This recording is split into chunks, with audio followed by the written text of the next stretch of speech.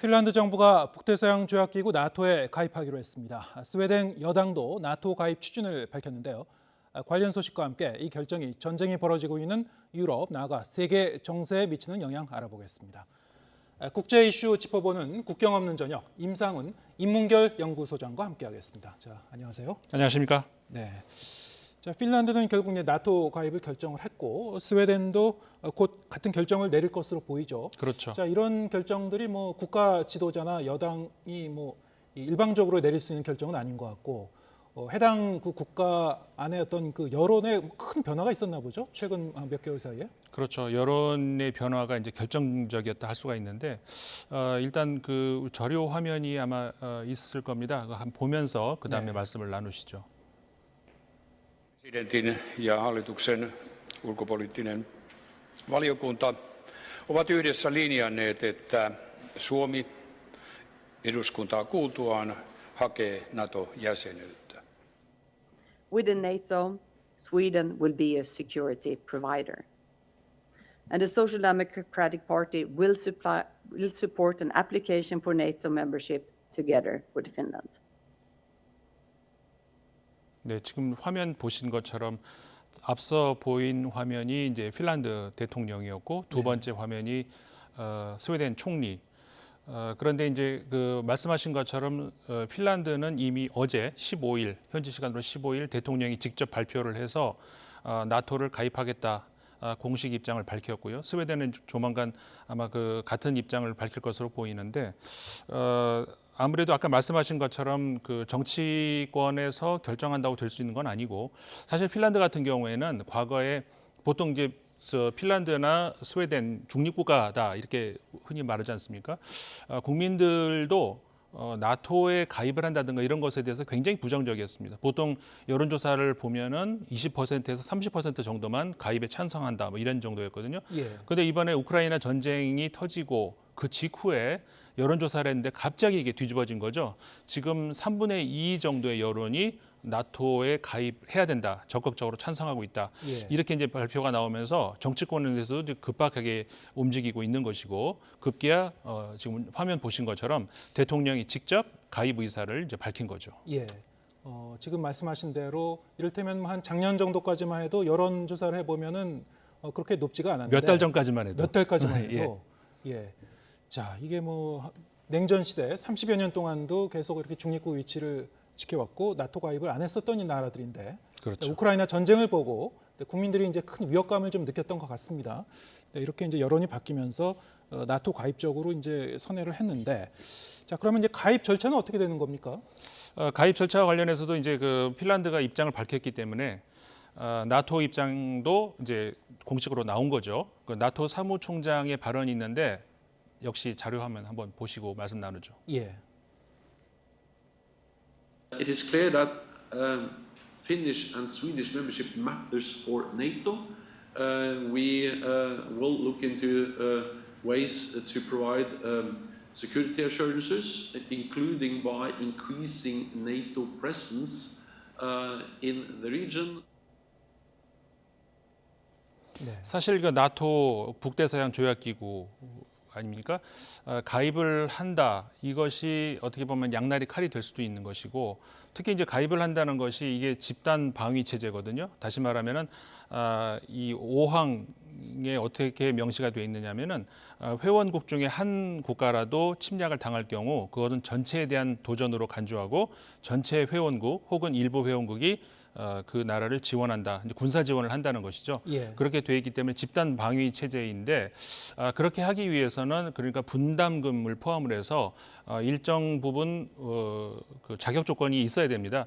이게 한꺼번에 갑자기 가입하겠다 그럼 받아주는 건 아니고 가장 최근에 가입한 나라가 이제 북마케도니아인데. 총 그래서 북마케도니아까지 합쳐서 30개국이 나토의 회원국으로 되어 있는데 북마케도니아 같은 경우에 가입하는 데까지 1년이 소요가 됐거든요. 1년이요. 예. 그러니까 제일 먼저 두 차례에 걸친 전체 회의에서 자신들이 어떤 이유로 어떤 절차로 어떤 준비가 돼 있어서 어떻게 가입을 하겠다는 것을 밝혀야 됩니다. 이제 1차에서는 군사적, 정치적 이런 그다음에 2차에서는 어떤 지원적 그러니까 경제적으로 어떻게 우리가 분담을 할 수 있으며 이런 것들 이제 그런 걸 통해서 그다음에 이제 전체 회의에서 만장일치를 통해서 결정이 돼야 되고 만장일치로 결정이 된다고 끝나는 게 아니라 각 나라에서 이제 그 비준을 해야 돼요. 네. 국회에 통과를 해야 되는. 그러니까 이건 뭐 나라마다 다를 수 있는데 예를 들어 미국 같은 경우에는 상원의 3분의 2가 찬성을 해야 된다든가. 예. 뭐 영국 같은 경우에는 뭐 특별히 그 의회의 동의를 얻어야 되는 뭐 그런 건 없습니다만 이게 국가별로 다 다르거든요. 그러니까 이런 걸 다 합치면은 1년 정도 소요가 된다는 건데 지금 이 같은 위기 상황에서 1년 동안 그러면은 그 소요를 할 수 있느냐 이 문제에 있어서 이제 그 나토 측에서는 더 빨리 어떻게 보면은 그 속도전을 낼 수가 있다 그렇게 하면서 이제 과거 예들보다 좀 더 빨리 이제 추진을 할 수 있다는 그런 의사인데, 근데 지금 변수가 몇 가지가 있어요. 네. 그 예를 들어 터키 같은 경우 에르도안 대통령이 최근에 핀란드와 스웨덴의 그 가입 의사를 우리는 반대한다 입장을 밝혔거든요. 그 이유는 뭐냐면은 사실 그 터키 내부의 그 국내 문제이기도 한데.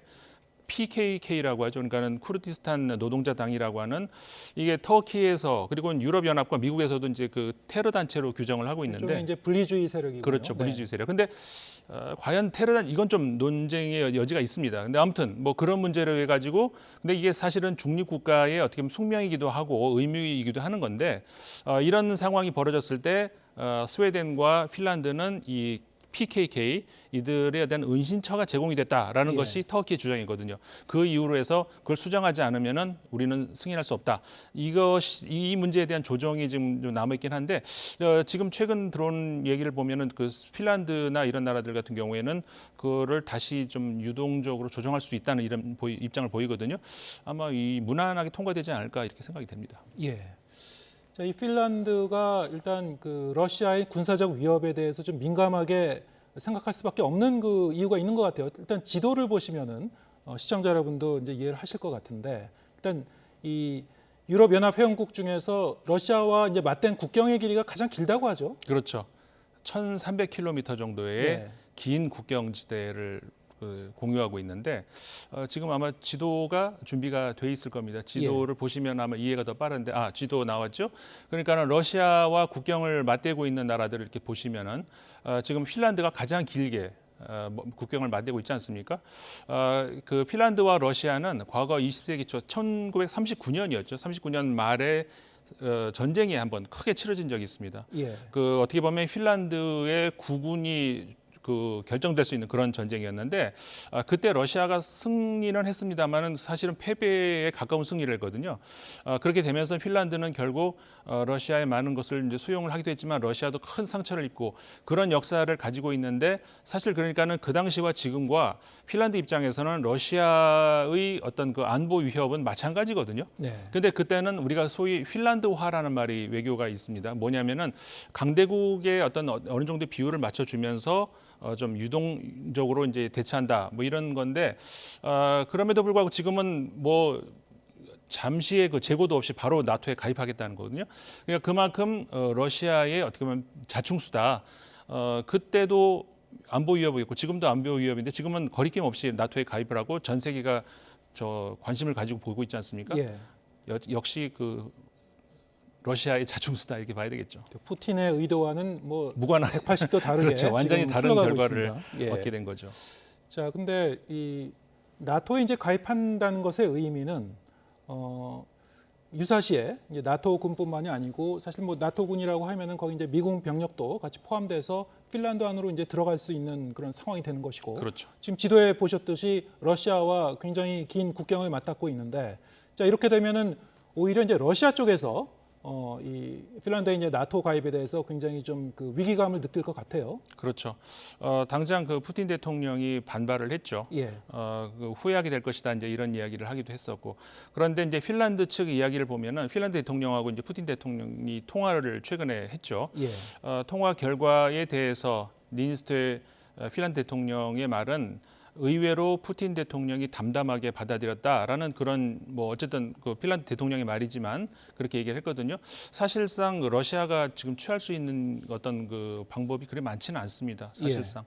그렇기 때문에 예를 들어서 이제 뭐 러시아산 전기가 이제 핀란드로 공급이 되는 이런 것들도 있는데 수출을 하는 거죠. 이것을 차단한다든가 이런 몇 가지 조치를 러시아가 취했습니다만은 사실상 그 대응하는데 한계가 있다. 러시아 입장에서는 그럴 수밖에 없고 지금 그 우크라이나와 전쟁을 하고 있는 와중에 지금 핀란드까지 분쟁이 일어날 경우에 과연 러시아가 이중 전선 대응을 할 수가 있겠느냐? 이거는 좀 회의적으로 봐야 되겠죠. 러시아 입장에서는 수가 그렇게 많지가 않습니다. 네. 지금 뭐 우크라이나 이 전쟁 같은 경우도 이 푸틴의 이제 예상과는 달리 다른 방향으로 좀 흘러가고 있는 것 같고 전반적으로는. 그렇죠. 어떻습니까? 이제 아까 이제 핀란드 쪽에서 핀란드 대통령이 전화를 하니까 의외로 좀 차분하게 받더라. 푸틴 대통령이. 푸틴 대통령의 지금 상황은 어떤 건가요? 지금? 그 여러 가지 분석이 나오고 있죠. 예. 근데 이제 자료 화면 같은 데서도 우리가 보면은 푸틴 대통령이 최근 짧은 1, 2년 사이에 그 자세라든가 얼굴 표정 이런 것들이 굉장히 많이 변한 것이 느껴져요. 네.